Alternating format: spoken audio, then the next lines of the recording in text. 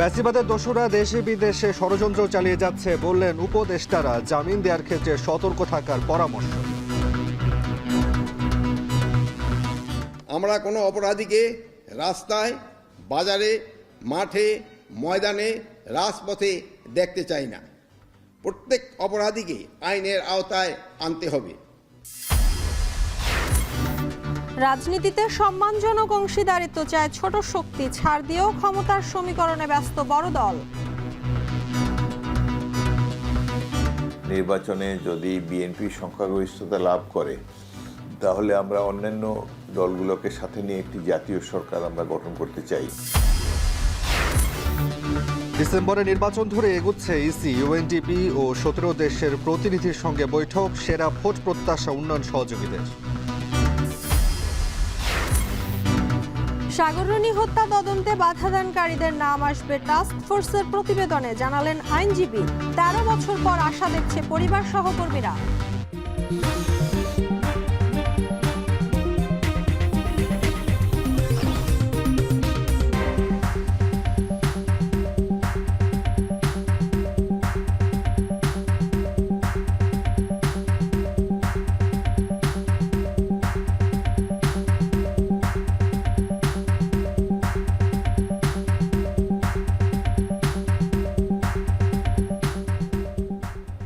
শুনছিলেন শিরোনাম। স্বাগত এখন দুপুরে পুরো আয়োজনে। আপনাদের সঙ্গে আছি আমরা দুজন, আমি শম্পা বিশ্বাস এবং আমি তাসওয়ার নাফি।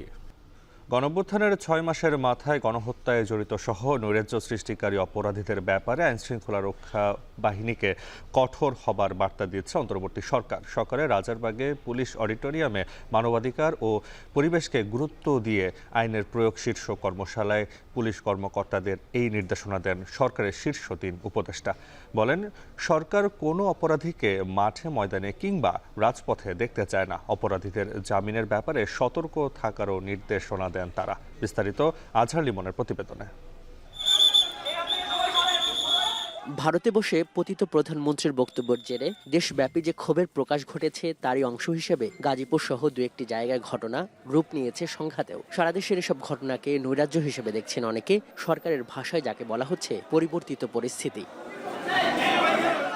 এমন অবস্থায় সরকারের পক্ষ থেকে নেওয়া হয়েছে বিশেষ অভিযান অপারেশন ডেভিল হান্টের উদ্যোগ। বলা হচ্ছে দেশকে অস্থিতিশীল করতে যেসব পক্ষ কাজ করছে তাদের নিষ্ক্রিয় করাই এর লক্ষ্য। কিন্তু বিগত সময়ে এসব অভিযানে মানবাধিকার লঙ্ঘনের যে অভিযোগ কিংবা উদ্বেগ তা নিয়েও চিন্তা ছিল অন্তর্বর্তী সরকারের।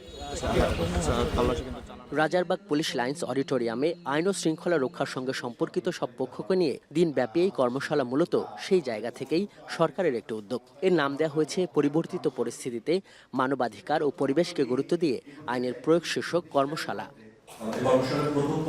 এর উদ্বোধনী পর্বে বক্তব্য দেন সরকারের 3 উপদেষ্টা। এখানে উপদেষ্টা আদিলুর রহমান বলেন, এই আইন শৃঙ্খলা রক্ষা বাহিনীকে ফ্যাসিবাদ প্রতিষ্ঠায় ব্যবহার করেছিল পতিত স্বৈরাচারীরা। সতর্ক করেন, অভিযান পরিচালনা করতে গিয়ে যেন বিচার বহির্ভূত কোনো হত্যাকাণ্ড আর না ঘটে। যেখানে মানবাধিকার রক্ষা করেও পুলিশিং সম্ভব এবং মানবাধিকার রক্ষা করার জন্য আদালতগুলো ভূমিকা পালন করে, বারে বারে রিমান্ডে পাঠিয়ে রক্তাক্ত ব্যক্তিটাকে আবার রিমান্ডে পাঠিয়ে আবার অত্যাচারের দিকে ঠেলে দেয় না। কোনো রকম সাক্ষী ছাড়া বিচার করে রাত্রেবেলা কোর্ট বসিয়ে যেই আদালত শাস্তি দেয় না। স্বরাষ্ট্র উপদেষ্টা গণহত্যার সঙ্গে জড়িতদের ব্যাপারে কঠোর হবার আদেশ দেন। বলেন, ফ্যাসিবাদের সঙ্গে জড়িতদের নিষ্ক্রিয় করতে না পারলে অপারেশন ডেভিল হান্ট সফল হবে না। আমরা কোনো অপরাধীকে রাস্তায়, বাজারে, মাঠে, ময়দানে, রাজপথে দেখতে চাই না। প্রত্যেক অপরাধীকে আইনের আওতায় আনতে হবে, তাদের বিচার নিশ্চিত করতে হবে। আমি আইন শৃঙ্খলা বাহিনীকে আরও তৎপর হতে বলবো। অপারেশন ডেভিল হান্টকে আমি বলবো, no devil should be escape from law enforcing agencies. আইন উপদেষ্টা বলেন, 15 বছর ধরে গুম খুনের যে ঘটনা ঘটেছে তার বিচার করতে না পারলে তাদের পদে থাকার কোনো মানে হয় না। জামিন দেবার বিষয়ে সতর্ক থাকার নির্দেশনা দেন তিনি। ফরওয়ার্ডিংয়ের মধ্যে যথেষ্ট তথ্য দিয়ে আসামির ইনভলভমেন্ট এবং আসামির পরিচয়টা ভালো করে আইডেন্টিফাই করে দিয়ে, তাহলে আমাদের বিচারকদের সিদ্ধান্ত নিতে সুবিধা হয়। আমাদের যারা জাজরা আছেন তাদের কাছে আমার অনুরোধ, আপনারা যে bigger picture of law and order situation এটা মাথায় রাখবেন। আপনারা হুটহাট করে জামিন দিবেন না। জামিন পাওয়ার পরে একজন মানুষ দেশের আইন শৃঙ্খলা পরিস্থিতির জন্য যদি ভয়াবহ হয়ে ওঠেন, যদি পালিয়ে যাওয়ার চেষ্টা করেন, যদি একই অপরাধ আবার করার চেষ্টা করেন, তাহলে সেটা জামিন দেওয়ার ক্ষেত্রে আপনাদের বিচার্য বিষয় হওয়ার কথা। পুলিশ সহ সংশ্লিষ্ট বাহিনীর শীর্ষ কর্তাদের নিয়ে দিনব্যাপী এই কর্মশালায় দিক নির্দেশনা দেবেন পুলিশ প্রধান, অ্যাটর্নি জেনারেল, আন্তর্জাতিক অপরাধ ট্রাইব্যুনালের প্রধান কৌশলী সহ অনেকে। বিকেলে এই কর্মশালা থেকে সুপারিশ ও প্রস্তাবনা গ্রহণ করা হবে। আজহার লিমন, এখন, ঢাকা। সন্ত্রাস দমন এবং আইন শৃঙ্খলা পরিস্থিতি নিয়ন্ত্রণে রাখতে সারা দেশে তৃতীয় দিনের মতো চলছে অপারেশন ডেভিল হান্ট। এই অভিযানে এখন পর্যন্ত ১৬৫৮ জন আটকের তথ্য নিশ্চিত হওয়া গেছে। গাজীপুরে ৭২ ঘন্টার অভিযানে এখন পর্যন্ত ২৬৩ জনকে আটক করেছে আইন শৃঙ্খলা বাহিনীর সদস্যরা। এর মধ্যে গেল রাতেই গাজীপুরের ৮ থানায় আটক হয়েছেন ৮১ জন। ময়মনসিংহে নতুন করে ২৩ জন সহ মোট ৩৯ জনকে আটক করেছে যৌথ বাহিনী। এছাড়া গেল রাতে জামালপুরে ১২ জন, বগুড়া ও নোয়াখালীতে ৭ জন করে এবং বরিশালে আটক করা হয়েছে ২ জনকে।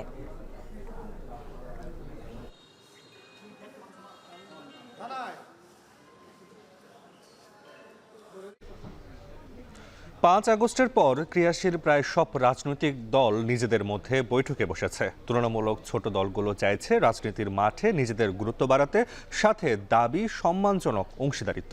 অন্যদিকে বড় দলগুলোর চিন্তা কিছু ছাড় দিয়ে হলেও ক্ষমতা মসনদে বসা। এমনকি ছাত্রদের আসন্ন নতুন দলও জোটবদ্ধ হয়ে নির্বাচন করতে চাইলে বিবেচনা করবে বিএনপি। বিস্তারিত সিফাত শাহরিয়ার প্রতিবেদনে। দেশের অধিকাংশ রাজনৈতিক দলগুলো ইতোমধ্যে জেলা ও বিভাগীয় পর্যায়ে সভা সমাবেশ শুরু করেছে। সমর্থন বাড়ানোর চেষ্টায় মাঠের লড়াইয়ে প্রতিযোগিতায় দলগুলো। শুধু ভোটারদের সমর্থন পাওয়ার চেষ্টা নয়, বরং ভিন্ন মতাদর্শের দলগুলো নিজেদের মধ্যেও বোঝাপড়ার কাজটা সারছেন। সমমনা কিংবা জোটভুক্ত দল ছাড়াও তুলনায় ছোট দলগুলোর সাথে চা চক্রে মিলিত হচ্ছে বড় দলগুলো। জোট নিয়ে কি আলোচনা চলছে রাজনৈতিক দলগুলোর মধ্যে? অতীতে যে রাজনৈতিক কালচার ছিল, প্রতিহিংসা, জিজ্ঞাসা, একে অপরকে আঘাত করা, এগুলো থেকে আমরা বেরিয়ে আসতে চাচ্ছি। এই জন্য আমাদের ডায়লগ হচ্ছে, কথাবার্তা হচ্ছে, দেখা সাক্ষাৎ হচ্ছে। আমরা রাজনীতিতে গুণগত পরিবর্তন চাচ্ছি, দেশটাকে আমরা পরিবর্তন করতে চাচ্ছি। সেটা তো একটা একক দলের পক্ষে সম্ভব না, সবাইকে মিলেই করতে হবে। এই জন্য আমরা একটা ন্যাশনাল কনসেনসাস আমরা গড়ে তুলতে চাচ্ছি। সম্প্রতি প্রায় সব দলের সাথে একাধিক বৈঠক করেছে ইসলামপন্থী দল খেলাফত মজলিস। একসময়ে জোটচ্যুত দলটি কি ভাবছে এবার? আমরা কথাবার্তা বলেছি, কিন্তু এটা একটু সিদ্ধান্ত হয় নাই। আগের মতো যে একটা সিট, দুইটা সিট দিয়ে বিদায় করে দেওয়া, এটা শুধুই হবে না। তাদেরকে কিন্তু একটা ভালো নাম্বারের সিট ছাড়তে হবে এই ইসলামী দলগুলোর জন্য। গণ অভ্যুত্থানে নেতৃত্ব দেয়া শিক্ষার্থী এবং ছোট দলগুলোর সমর্থন ছাড়া কেউ ক্ষমতায় গেলে বেকায়দায় পড়তে পারে বলে মনে করছে গণ অধিকার পরিষদ। আগামীতে যারা সরকার গঠন করবে তাদের প্রতি যদি রাজনৈতিক দলসমূহের একটা বড় অংশের সাপোর্ট না থাকে, তাহলে তাদেরও সরকার চালাতে হিমশিম খেতে হবে। তো এখনকার শুধু সংকট না, নির্বাচন পরবর্তীও নানান ধরনের সংকট তৈরি হবে। ছাত্রদেরও কিন্তু একটা গুরুত্ব আছে, সবাই চাচ্ছে যে তাদের সাথে যেন ছাত্ররা থাকে। ছোট দলগুলোর গুরুত্ব বাড়ছে উল্লেখ করে এবি পার্টির চেয়ারম্যান বলেন, এবার ভোটের মাঠে এর প্রভাব দেখা যাবে। আমি সরকার চালাবো, কিন্তু সকল অপোজিশনকে আমি পার্লামেন্টারি পলিটিক্সে সেখানে সবাইকে নিয়ে থাকবো। সেখানে ডিবেট হবে, পার্লামেন্টারি ডিবেট, রাজপথের চাইতে রাজনীতিটাকে পার্লামেন্টে নিয়ে যাওয়ার। তো এই কারণে আমরা দেখতে পাচ্ছি নতুন গঠিত হওয়া দল, তাদের কিন্তু একটা গুরুত্ব দুই কারণে বেড়ে যাচ্ছে। তাদেরকে যদি আপনি পার্লামেন্টে নেন, পার্লামেন্টে অ্যাকোমোডেট করেন এক ধরনের গুরুত্ব, আর যদি তাদেরকে বাইরে রাখেন তাহলে আরেক ধরনের গুরুত্ব তাদের তৈরি হবে। অর্থাৎ যে কোনো বিচারেই তাদের গুরুত্ব কিন্তু থেকেই যাচ্ছে। এদিকে গণতন্ত্রের পক্ষের ও ফ্যাসিবাদ বিরোধী যে কোনো দলের সাথে জোট করতে প্রস্তুত জামায়াতে ইসলামী। একটা ঐক্য, একটা সমঝোতা, একটা জোটবদ্ধ নির্বাচনের আকাঙ্ক্ষা, আগ্রহ, আকুতি যেন বেড়েছে। এমন একটা জোটের পরিবেশ হয়ে গেলে দেখা গেল যে এমন অনেক দলের সাথে আমরাও অ্যালায়েন্সে চলে গেছি। নট আনলাইকলি হইতে পারে, হ্যাঁ, গণতন্ত্র আর ফ্যাসিবাদ বিরোধিতা হলেই হলো। দেশের স্বাধীনতার প্রশ্নে, আধিপত্যবাদ বিরোধিতার প্রশ্নে আমাদের চিন্তার ঐক্য হলে আমরা সব একসাথে থাকবো, অসুবিধা নেই। নির্বাচন পরবর্তী জাতীয় সরকার গঠনে সব দলকে গুরুত্ব দেওয়ার কথা জানান বিএনপির স্থায়ী কমিটির সদস্য হাফিজ উদ্দিন আহমদ। বলেন, শিক্ষার্থীরা জোটবদ্ধ হয়ে নির্বাচন করতে চাইলে বিবেচনা করবে বিএনপি। বিএনপির সাথে জোটবদ্ধ হয়ে নির্বাচনে অংশগ্রহণ করতে চায়, সেটি নিশ্চয়ই আমাদের দল বিবেচনা করবে। সকলের প্রতি আমাদের সমান সুদৃষ্টি থাকবে বলে আমরা আশা করি এবং আমরা সবাইকে রাজনীতির মাঠে ওয়েলকাম করি। নির্বাচনে যদি বিএনপি সংখ্যাগরিষ্ঠতা লাভ করে তাহলে আমরা অন্যান্য দলগুলোকে সাথে নিয়ে একটি জাতীয় সরকার আমরা গঠন করতে চাই। সেজন্য বিএনপি লিয়াজো কমিটি গঠন করেছে এবং অনেকগুলো রাজনৈতিক দলের সাথে আলাপ আলোচনা করছে। ছোট দলগুলো চাইছে রাজনীতির মাঠে নিজেদের গুরুত্ব বাড়াতে, অন্যদিকে বড় দলগুলোর চিন্তা কিছুটা ছাড় দিয়ে হলেও দ্রুত নির্বাচনের মাধ্যমে ক্ষমতার মসনদে বসা। যদিও ছোট দলগুলো রাজনীতির মাঠে গুরুত্বপূর্ণ হলেও তাদের এবারের নির্বাচনে অংশীদারিত্ব নির্ভর করে অনেকটা সরকারের নির্বাচন ব্যবস্থা সংস্কারের উপর। সিফাত শাহরিয়ার, এখন ঢাকা। ডিসেম্বরে জাতীয় নির্বাচন ধরে কাজ করছে ইসি। দুপুরে নির্বাচন কমিশনের 17 উন্নয়ন সহযোগী এবং ইউএনডিপি এর সঙ্গে বৈঠক শেষে এমন কথা জানিয়েছেন ইসি মোহাম্মদ সানাউল্লাহ। এ সময় তিনি বলেন, জাতীয় নির্বাচনী লক্ষ্য হলেও সরকার চাইলে সীমিত পরিসরে স্থানীয় সরকার নির্বাচনও হতে পারে। তবে এবারের নির্বাচন ইতিহাসের সেরা নির্বাচন হবে এমনটা প্রত্যাশা যারা উন্নয়ন সহযোগী আছেন তারা এবং সেই সঙ্গে ইউএনডিপির প্রতিনিধিদের। আরও জানাচ্ছেন মিয়া আমিরুল। অন্তর্বর্তী সরকার দায়িত্ব নেওয়ার পর থেকেই সবচেয়ে আলোচিত জাতীয় সংসদ নির্বাচন ইস্যু। বিভিন্ন মহল থেকে বড় পরিসরে সংস্কার কথা বললেও দ্রুত সময় নির্বাচন চায় বেশিরভাগ রাজনৈতিক দল। এমন প্রেক্ষাপটে রাজধানীর আগারগাঁওয়ে ইসি ভবনে বৈঠকে ইউএনডিপি 17টি উন্নয়ন সহযোগী দেশের রাষ্ট্রদূত। সভা শেষে ইউএনডিপির প্রতিনিধি স্টিফেন লিলিয়ান জানায়, বাংলাদেশের ইতিহাসে এবার সেরা ভোট প্রত্যাশা করছেন তারা। Conduct free, fair elections, the best elections hopefully in the history of Bangladesh. That is the aspiration, but in terms of timelines and so on, that's a decision by the interim government and the Elections Commission. We have nothing to do with that. We provide technical assistance on specific areas. পরে EC Sanaullah বলেন, ডিসেম্বরের নির্বাচন ধরেই কাজ করছে নির্বাচন commission. মাননীয় প্রধান উপদেষ্টা তার 16 ডিসেম্বরের বক্তব্যে বলেছিলেন যে যদি অল্প পরিমাণে সংস্কার সহ নির্বাচন করতে হয়, সেখানেই যদি রাজনৈতিক মতৈক্য গিয়ে দাঁড়ায়, তাহলে পরে এই বছরের শেষ নাগাদ ডিসেম্বরের 2025-এ, আর যদি আরেকটু সংস্কার করার সুযোগ দেওয়া হয় তাহলে 2026 সালের জুন নাগাদ ইলেকশন করা সম্ভব। এক প্রশ্নের জবাবে তিনি জানান, কমিশনের মূল লক্ষ্য জাতীয় নির্বাচন, তবে সরকার চাইলে এর আগে কয়েকটি জায়গায় স্থানীয় নির্বাচন দিতে পারে। আমাদের বাস্তবতায় দুটো নির্বাচন একসাথে করা সম্ভব নয় এবং অতীতের অভিজ্ঞতায় দেখা গেছে সকল স্থানীয় সরকার নির্বাচন ফেজে করতে গেলে পারে প্রায় 1 বছর সময় লেগে যায়। তো এমত অবস্থায় যদি স্থানীয় সরকার নির্বাচন পুরোপুরিভাবে এভাবে করতে হয় তাহলে জাতীয় নির্বাচনের টাইমটা পিছিয়ে যাবে। অথচ জাতীয় নির্বাচন আমাদের একটা প্রায়োরিটি এরিয়া। ইলেকশন কমিশন জাতীয় নির্বাচন নিয়েই চিন্তিত এই মুহূর্তে এবং জাতীয় নির্বাচন নিয়েই প্রস্তুতি নিচ্ছে। তবে স্থানীয় সরকার নির্বাচন যদি সরকার সিদ্ধান্ত নেন কোনো অংশ বা কোনোভাবে অনুষ্ঠান করার, সেটা সরকারি সিদ্ধান্ত, সেটা তখন ওইভাবে বাস্তবায়ন করতে হবে। স্থানীয় নির্বাচন আগে হলেও জাতীয় নির্বাচনে কোনো প্রভাব পড়বে না বলে জানান তিনি। মিয়া আমিরুল, এখন ঢাকা। দুর্নীতির ধারণা সূচকে 2 ধাপ পিছিয়ে বাংলাদেশের অবস্থান এখন বিশ্বে 151তম, আর সর্বনিম্ন স্কোর পাওয়া দেশগুলোর মধ্যে বাংলাদেশের অবস্থান 14তম।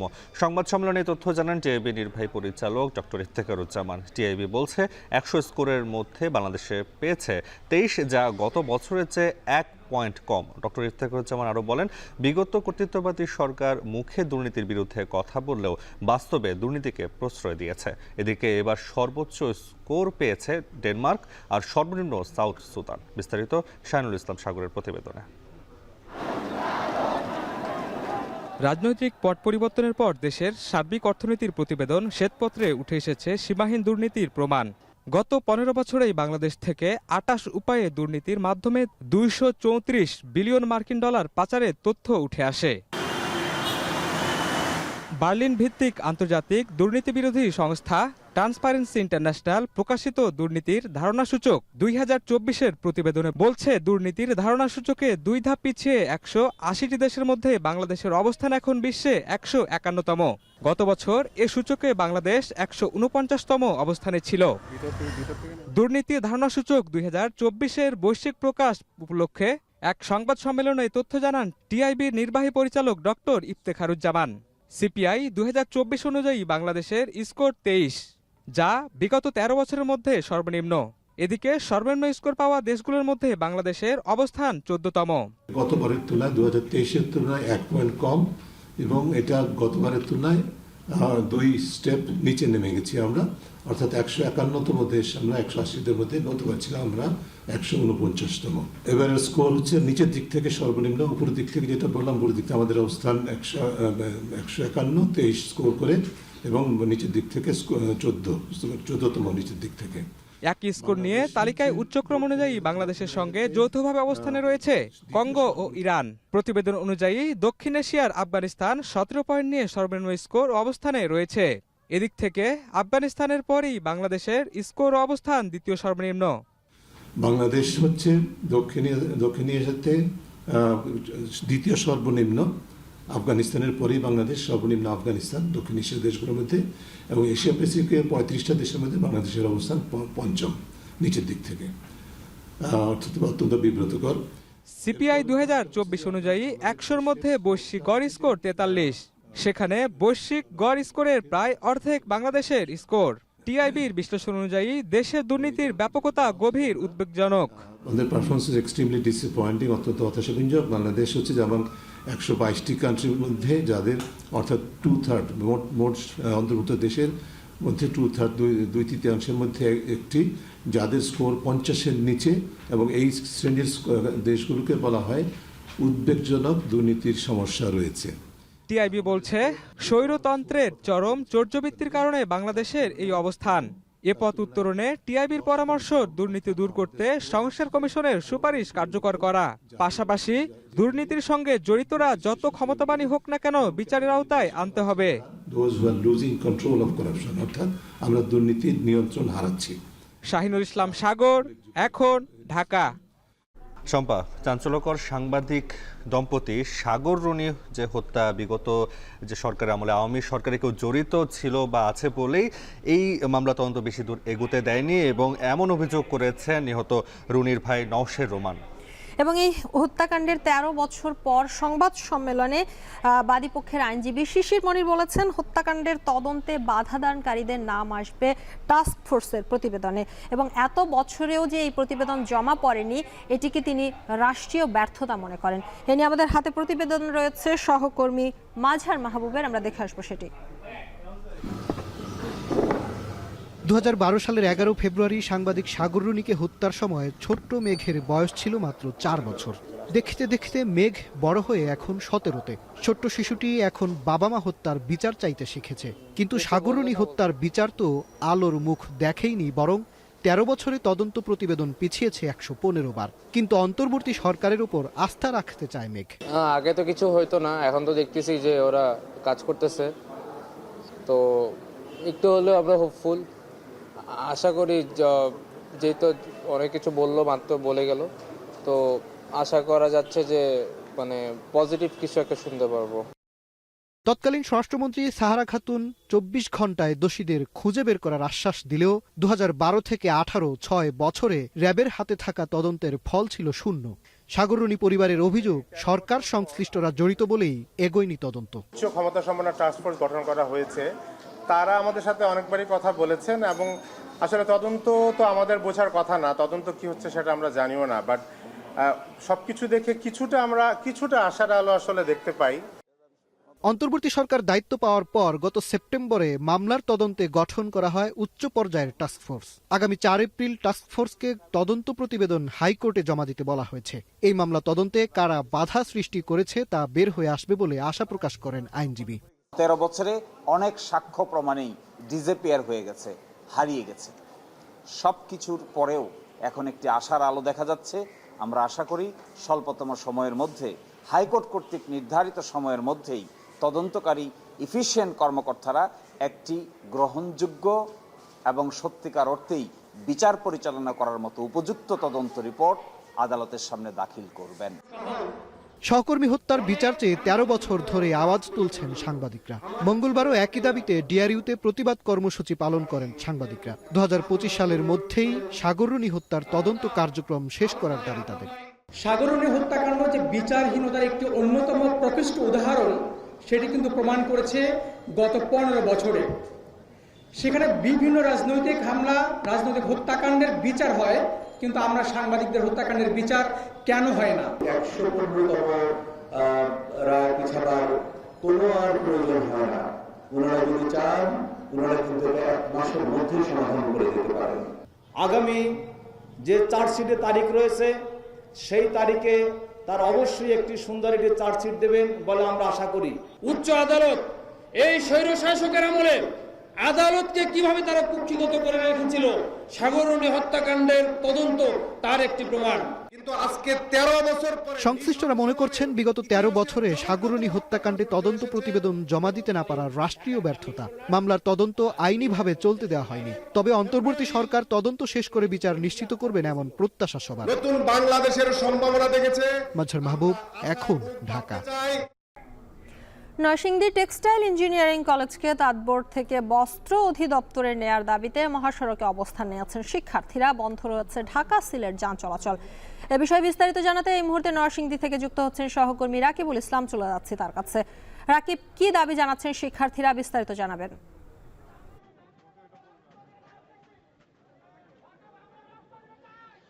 শম্পা, আপনি যেমনটি বলছিলেন যে 2 ঘন্টারও বেশি সময় ধরে কিন্তু ঢাকা সিলেট মহাসড়ক বন্ধ রয়েছে। এখানে নরসিংদী টেক্সটাইল ইঞ্জিনিয়ারিং কলেজের শিক্ষার্থীরা সড়ক অবরোধ করেছেন। দুপুর 12:15টার দিকে তারা আসলে এক দফা অর্থাৎ একটি দাবি নিয়ে এই সড়কে অবস্থান নেয়। শিক্ষার্থীরা যেমনটি বলছিলেন যে নরসিংদীর যে টেক্সটাইল ইঞ্জিনিয়ারিং কলেজে রয়েছে সেটির যেই শিক্ষার্থী রয়েছে এবং শিক্ষার্থীরা সকলে এখানে রয়েছে, তারা দাবি করছিলেন যে নরসিংদীর এই টেক্সটাইল ইঞ্জিনিয়ারিং কলেজকে তাঁতবোর্ড থেকে পরিবর্তন করে বস্ত্র অধিদপ্তরের আওতায় নেওয়া হোক। এবং তারা আরও বলছিলেন যে গত 6 মাসেরও বেশি সময় ধরে তারা আসলে এই দাবি নিয়ে কাজ করে যাচ্ছেন। একাধিকবার তারা আসলে এই ঢাকা সিলেট মহাসড়ক অবরোধ করেছেন এবং চলতি বছরের 6 জানুয়ারি তারা তাঁতবোর্ডের যে চেয়ারম্যান রয়েছেন তিনি আসলে এই টেক্সটাইল ইঞ্জিনিয়ারিং কলেজটি পরিদর্শনে আসলে শিক্ষার্থীরা কিন্তু তাকেও অবরুদ্ধ করে রাখে এবং এই অবরুদ্ধ অবস্থায় তাঁতবোর্ড চেয়ারম্যান লিখিত স্বাক্ষর করেন এবং তার শিক্ষার্থীদেরকে আসলে প্রতিশ্রুতি দেন যে অতি দ্রুত সময়ের মধ্যে আসলে এটির একটি সমাধান করা হবে। শিক্ষার্থীরা আসলে অভিযোগ করছেন যে এখনো পর্যন্ত সেটির আসলে সুনিশ্চিত বা স্পষ্ট কোনো যৌক্তিক উত্তর বা সমাধান তারা পায়নি। তার বিপরীতে আসলে তাদেরকে বলা হচ্ছে যে নরসিংদী টেক্সটাইল ইঞ্জিনিয়ারিং কলেজের শিক্ষার্থীরা টাঙ্গাইল ইঞ্জিনিয়ারিং কলেজের শিক্ষার্থীদের সাথে সংযুক্ত হয়ে শিক্ষার যে বাকি যে কোর্সগুলো রয়েছে সেগুলো করার জন্য এখানকার শিক্ষার্থীরা আসলে কোনোভাবে এটি মানতে চাচ্ছেন না।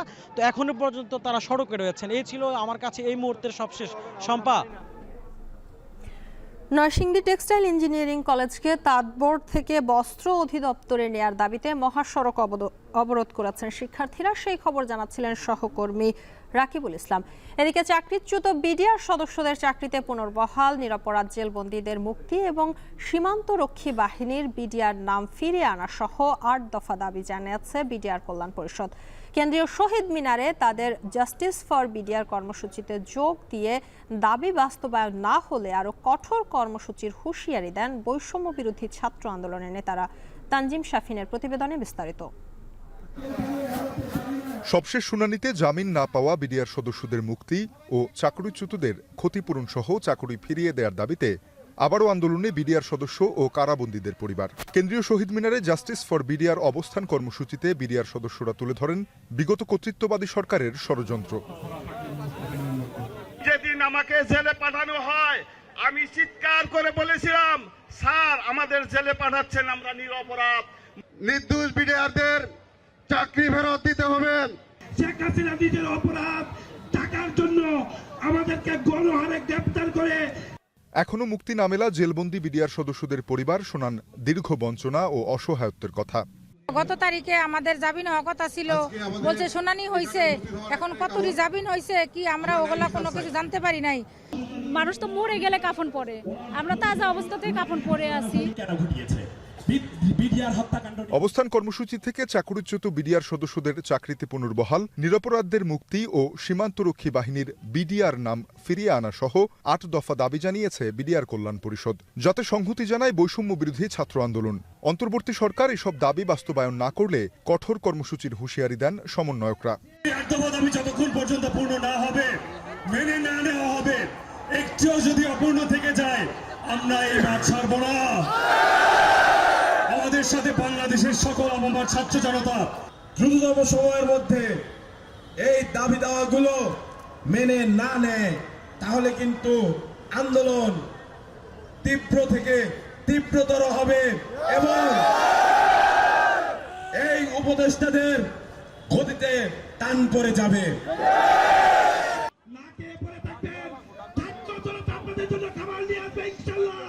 2009 সালের পিলখানা হত্যাকাণ্ডে হত্যা ও বিস্ফোরক আইনের দুটি মামলায় গ্রেপ্তার হন 834 বিডিআর সদস্য। এই ঘটনায় চাকরিচ্যুত আরও 18,000-এর বেশি বিডিআর সদস্য চাকরিতে যোগ দিয়ে ফিরতে চান সীমান্ত রক্ষার দায়িত্বে। তানজিম শাফিন, এখন, ঢাকা। প্রাথমিক বিদ্যালয়ে নিয়োগের দাবিতে দ্বিতীয় দিনের মতো শাহবাগে অবস্থান নিয়েছে সুপারিশপ্রাপ্তরা। সেখানে আছেন সহকর্মী শাহিনুল ইসলাম সাগর, চলে যাচ্ছি তার কাছে। সাগর, কি দাবি জানাচ্ছেন আন্দোলনকারীরা, বিস্তারিত জানাবেন।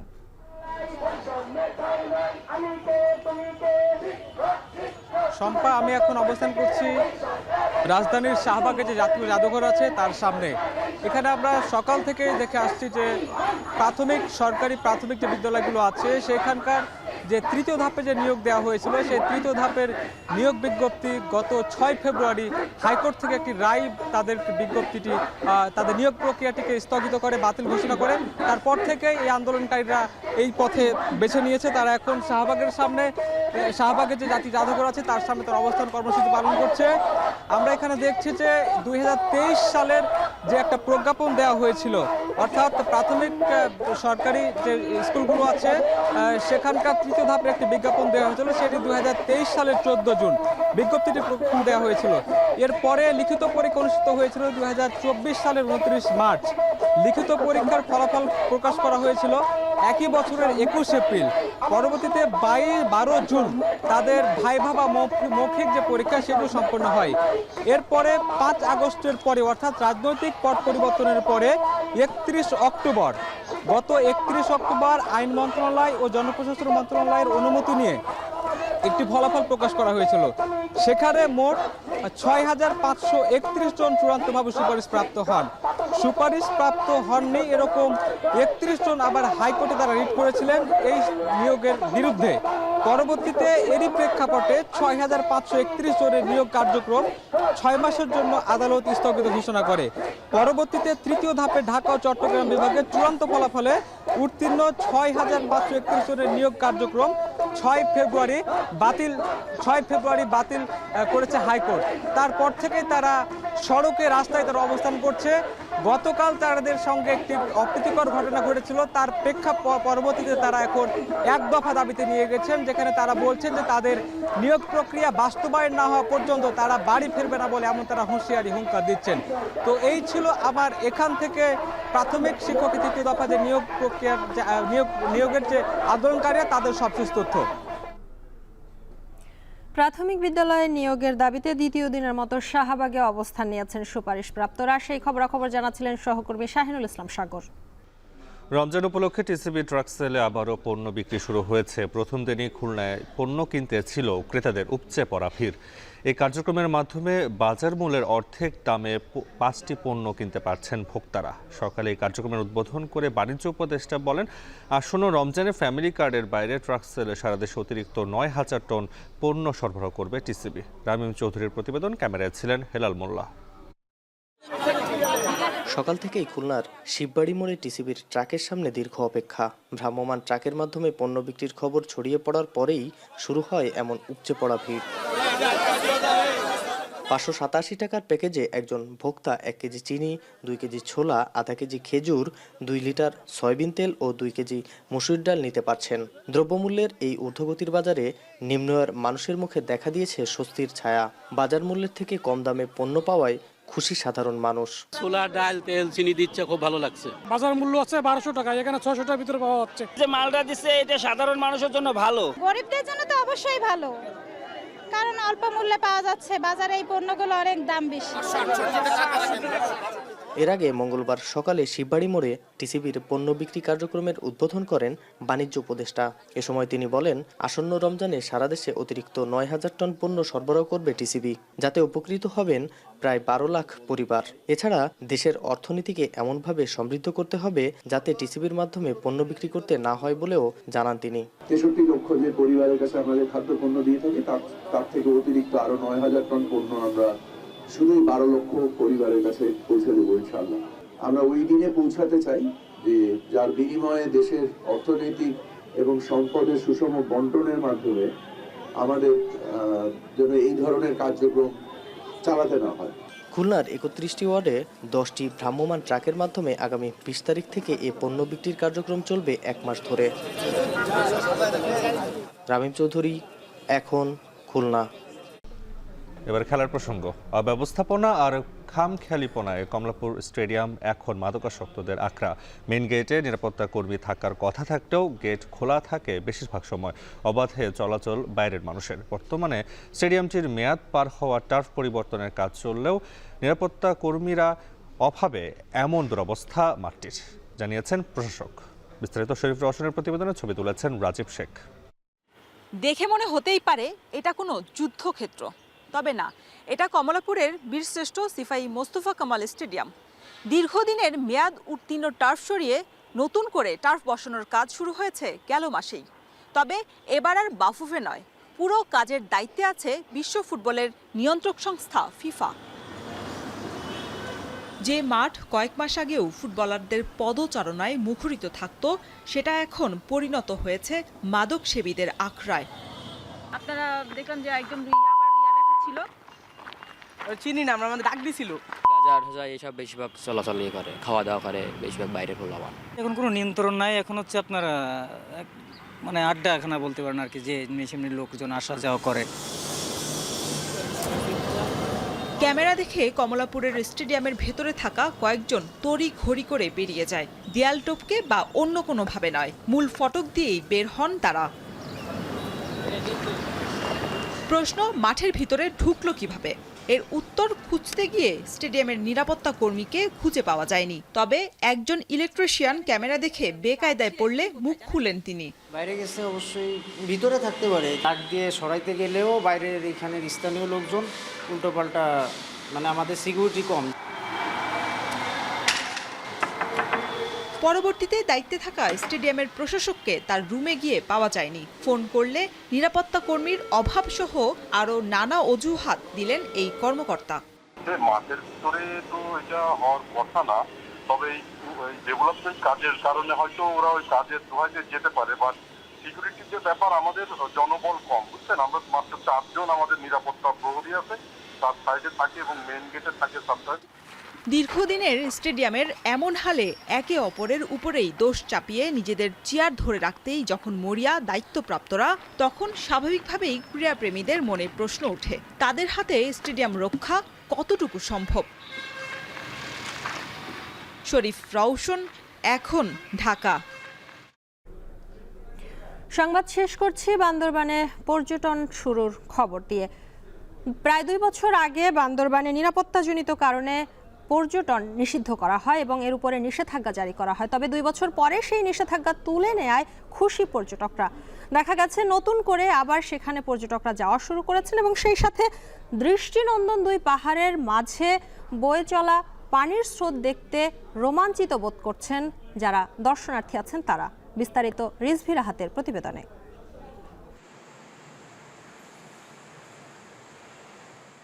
দেবতাখুম প্রকৃতিপ্রেমীদের কাছে আকর্ষণের অন্যতম স্থান। দৃষ্টিনন্দন 2 পাহাড়ের মাঝে বয়ে চলা জলাধারে রোমাঞ্চকর অনুভূতি পেতে প্রতিদিন বান্দরবনের রোয়াংছড়িতে ছুটে যান শত শত পর্যটক। নিরাপত্তাজনিত কারণে গেল 2 বছর আকর্ষণীয় এই স্থানে ভ্রমণে ছিল নিষেধাজ্ঞা। মঙ্গলবার থেকে এই নিষেধাজ্ঞা তুলে নেয় প্রায় 400 মিটার দীর্ঘ স্বচ্ছ জলাধারে ছুটে যাচ্ছেন ভ্রমণ পিপাসুরা, যেখানে পর্যটকদের নিরাপত্তায় সেনাবাহিনীর টহলের পাশাপাশি আছে একটি long range petrol team. Bandarban পর্যটন শিল্প খোলার পরে আমরা প্রয়োজনীয় নিরাপত্তা ব্যবস্থা গ্রহণ করেছি। এবং এখানে যৌথ বাহিনী আছে, তারাও নিরাপত্তা ব্যবস্থা গ্রহণ করেছে। পর্যটকদের সহায়তায় কাজ করছে শতাধিক ট্যুরিস্ট গাইড। দীর্ঘ সময় পর কাঙ্ক্ষিত পর্যটক পেয়ে খুশি পর্যটন সংশ্লিষ্টরা। 2 বছর ধরে আমরা ব্যবসা হচ্ছে না, আজকে মনে হয় টুকটাক ব্যবসা হতে পারে, হবে। দেবতাকুমের খুলে দেওয়ার কারণে আমরা খুব খুশি। দেবতাকুম চালু হয়েছে, চালু হওয়ার সাথে সাথে আমাদের বারও বেড়ে গেছে। রুমার বগালে কেউক্রারং, ঝিনুক ঝর্ণা ও থানচির গহীনে নিরাপত্তা ঝুঁকি থাকায় দেবতাখুমে পর্যটক বাড়ার সম্ভাবনা রয়েছে। তবে এর জন্য প্রতিজন পর্যটককে গুনতে হবে 150 টাকা। 2023 সালের 16 ডিসেম্বর কুকিচিন ন্যাশনাল ফ্রন্টের অপতৎপরতায় দেবতাখুম বন্ধ ঘোষণা করা হয়। 2024 সালের 18 জানুয়ারি পর্যটন কেন্দ্রটি খোলা হলেও একদিন পর আবারও বন্ধ করে দেয় জেলা প্রশাসন। এখন বান্দরবান। এই সাথে শেষ করছি এখন দুপুর। তার আগে শিরোনামগুলো জানাবো আরও একবার। ডিসেম্বরের নির্বাচন ধরে এগোচ্ছে ইসি, ইউএনডিপি ও 17 দেশের প্রতিনিধির সঙ্গে বৈঠক, সেরা ভোট প্রত্যাশা উন্নয়ন সহযোগিতার। রাজনীতিতে সম্মানজনক অংশীদারিত্ব চায় ছোট শক্তি, ছাড় দিয়েও ক্ষমতার সমীকরণে ব্যস্ত বড় দল। নির্বাচনে যদি বিএনপি সংখ্যাগরিষ্ঠতা লাভ করে তাহলে আমরা অন্যান্য দলগুলোকে সাথে নিয়ে একটি জাতীয় সরকার আমরা গঠন করতে চাই। ফ্যাসিবাদের দোসররা দেশ বিদেশে ষড়যন্ত্র চালিয়ে যাচ্ছে বললেন উপদেষ্টারা, জামিন দেওয়ার ক্ষেত্রে সতর্ক থাকার পরামর্শ। আমরা কোনো অপরাধীকে রাস্তায়, বাজারে, মাঠে, ময়দানে, রাজপথে দেখতে চাই না।